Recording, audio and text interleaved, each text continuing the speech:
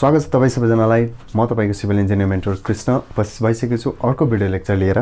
हामी लोकसेवा सिभिल सब इन्जिनियरको प्रिपरेसन गर्दै थियौं र त्यही सिरिज अन्तर्गत हाम्रो नेक्स्ट लेक्चर नम्बर 9 लिएर उपस्थित भइसकेको छु। आज पनि पहिले जस्तै हामी मेकानिक अफ स्ट्रक्चर भन्ने सब्जेक्टको सिलेबस या त्यसमा रहेको त्यसबाट सोधिने लोकसेवामा सोधिने क्वेशनहरु डिस्कस गर्न आइरहेका छौं। त्यसोभए हामी सिलेबस हेर्न सक्छौं मेकानिक अफ स्ट्रक्चर एन्ड मटेरियलको syllabus for Loksewa and civil sub engineer है। र त्यसपछि अब हामी स्टार्ट गरौँ। सबभन्दा पहिलो क्वेशनले हामीले के भन्दैछ, load carrying capacity of fixed beam है। अब load carrying capacity of fixed beam हाम्रो कस्तो हुन्छ त्यसको अप्सन्सहरु हेरौँ। जस्तै के भन्छ, lesser than a simply supported beam, lesser than a cantilever beam, greater than simply supported beam and cantilever beam and all of the above है त। अब हामीसँग चारवटा अप्सन छ। सिम्पली सपोर्टेड बीम भन्दा कम, क्यान्टिलिभर भन्दा कम र दुईटै सिम्पली सपोर्टेड र क्यान्टिलिभर भन्दा बढी र सबै। त्यसको अप्सन हुनेछ option number C, greater than हाम्रो के हुन्छ, load carrying capacity of fixed beam हाम्रो सिम्पली सपोर्टेड बीम र क्यान्टिलिभर बीम भन्दा बढी हुन्छ है त। ल त्यसोभए अर्को क्वेशन तिर जाउँ। अर्को क्वेशनले हामीले भन्दैछ determine beam can be analysed with determinate beam can be analysed with help of, अनि त्यसको अप्सन्सहरु रहेको छ हामीसँग 2 equation of statistics, 3 equation of statistics and 4 equation of statics, 5 equation of statics. त यहाँ हाम्रो यसको सही अप्सन रहेको छ option number B, 3 equation of statics है त। अब डिटरमिनेट बीमको हामी कसरी एनालाइसिस गर्छौं भन्दाखेरि 3 इक्वेसन अफ स्ट्याटिक्सबाट हामी चाहिँ त्यसलाई चाहिँ एनालाइज गर्छौं। त्यसपछि अर्को क्वेशन रहेको छ हाम्रो, a beam is said to be of uniform strength if, options हेरौँ के भन्छ, bending moment is same throughout the beam, deflection is same throughout the beam, bending stress is same throughout the beam and none of the above. त्यहाँसँग चारवटा option रहेको छ है त। Bending movement यदि हामी कस्तो बीमलाई uniform strength, beam is said to be of uniform strength कस्तो बीमलाई भन्छौं भन्दाखेरि अप्सन्स एन्सर हेरौँ। Option number C, bending stress is same throughout the beam है। अब बेन्डिङ स्ट्रेस यदि हाम्रो बीमको थ्रु आउट द बीम हाम्रो बेन्डिङ स्ट्रेस यदि सेम छ भने त्यति बेला हामी चाहिँ त्यसलाई त्यस्तो बीमलाई चाहिँ हामी के भन्छौं भन्दाखेरि uniform strength, beam having uniform strength. अर्को क्वेशन छ question number 4, a section of a beam is said to be in pure bending if it's subjected to, के भन्दैछ, a section of beam is said to be in pure bending।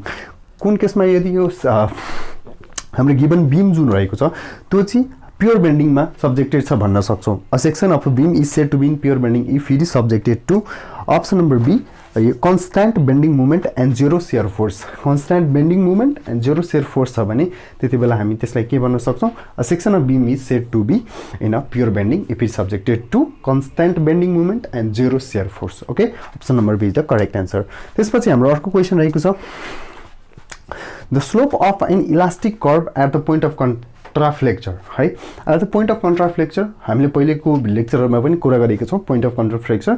र यदि के भन्छ त slope of an elastic curve, slope of an elastic curve at the point of contraflexure के हुन्छ त्यसको हाम्रो अप्सन रहेको छ अप्सन नम्बर सी है। त्यसमा के भन्छ, must be equals to 0, greater than 0, need not equals to 0 and none of the above. त अप्सन नम्बर सी रहेको जसको स्लोप चाहिँ के हुन्छ भन्दाखेरि कहिले पनि 0 हुँदैन है, त्यो भन्न खोज्छ, नीड नट इक्वल टु 0।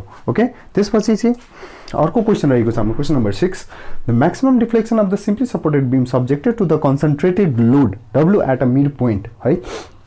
अप्सन्सहरु हेरौँ के भन्छ, the maximum deflection of the simply supported beam subjected to a concentrated load W है।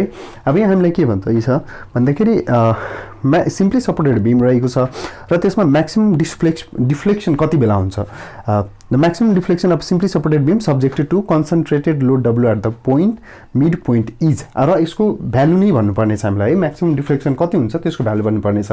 त्यसको अप्सन हेर्न सक्छौं, हाम्रो करेक्ट एन्सर रहेको छ WL3/48 EI है, जहाँ W भनेको हाम्रो कन्सन्ट्रेटेड लोड है, अनि त्यसपछि L भनेको लेन्थ, L क्यूब लेन्थको cube and 48 E modulus of elasticity and moment of inertia है त। यसरी हामी सही एन्सरमा टिक लगाउन सक्छौं। त्यसपछि चाहिँ अर्को क्वेशन रहेको छ हामीसँग, A diagram which shows the variation of axial force, जसले एक्जियल फोर्सको भेरिएसन सो गर्छ त्यो डायग्रामलाई हामी के भन्छौँ है त? This is known as C thrust diagram. यसलाई हामी के भन्छौँ? Thrust diagram. यदि भेरिएसन अफ यसले एक्जियल फोर्सलाई हामीले देखाउँदैछ भने यसलाई हामी भन्छौँ थ्रस्ट डायग्राम है त। त्यसो भए अर्को क्वेसनमा जाउँ। Question number 8, if beam is loaded transversely है, एउटा बीम रहेको छ त्यो ट्रान्सभर्सली लोडिङ गरिएको छ भने त्यसमा the maximum compressive stress developed on.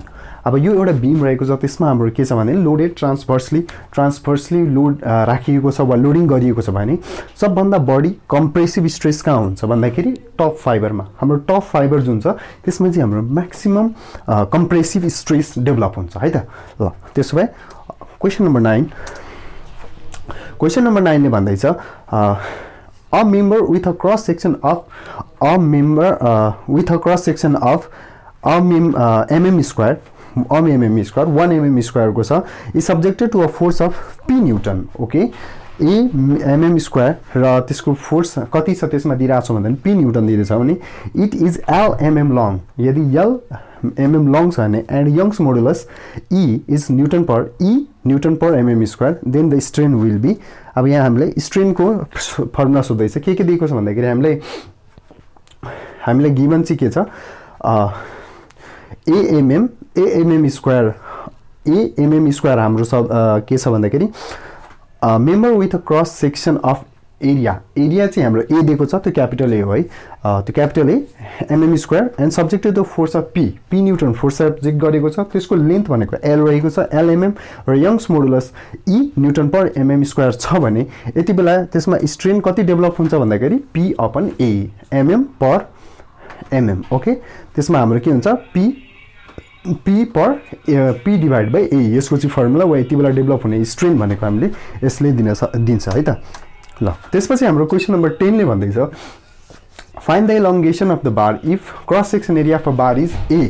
यदि कुनै बारको हाम्रो क्रस सेक्सन एरिया दिएको छ a and length l applied load p modulus of elasticity of material e दिएको छ भने त्यति बेला हाम्रो इलोङ्गेसन अफ द बार कति हुन्छ? फाइन्ड द इलोङ्गेसन अफ बार। त्यो इलोङ्गेसन अफ बार भनेको कति त्यो बार हाम्रो कति तन्किन्छ भन्दाखेरि त्यो हामीले निकाल्न सक्छौँpi अपन a है, जहाँ p भनेको लोड, i भनेको हाम्रो मुभमेन्ट अफ इनर्सिया, a भनेको cross section area and e भनेको मोडुलस अफ i नभएर ओके ठिक छ i एन्ड देयरफोर अनि e भनेको चाहिँ हाम्रो इलास्टिसिटी अफ मटेरियल। त यो हामी यसरी हेर्न सक्छौँ। यो क्वेसनको एन्सर रहेको छ P I upon A. Okay, I भनेको मुभमेन्ट अफ इनर्सिया हो है त्यहाँ, र ए भनेको हाम्रो cross section area and that's it all. त्यसो भए आजको लागि हामी यति नै गरौँ। क्वेसन नम्बर 10 सम्म हामीले डिस्कस गरिसकेका छौँ र thank you so much for watching my video. र यसरी नै हाम्रो अरू भिडियोहरू पनि मन पराइदिनु भएकोमा धेरै धेरै धन्यवाद। र यसरी नै अर्को लेक्चरहरू कन्टिन्युसली अब सायद हाम्रो यो स्ट्रेन्थ अफ मेकानिक अफ स्ट्रक्चरको एउटा या दुईवटा म्याक्सिमम भिडियो आउँछ, त्यसपछि हाम्रो अर्को सब्जेक्टतिर जानेछौँ। र अलमोस्ट धेरै इम्पोर्टेन्ट क्वेसनहरू लोकसेवामा सोधिने क्वेसनहरू अलमोस्ट हामीले डिस्कस गरिसकेका छौँ मेकानिक अफ स्ट्रक्चरको। So thank you very much for watching my video. Thank you.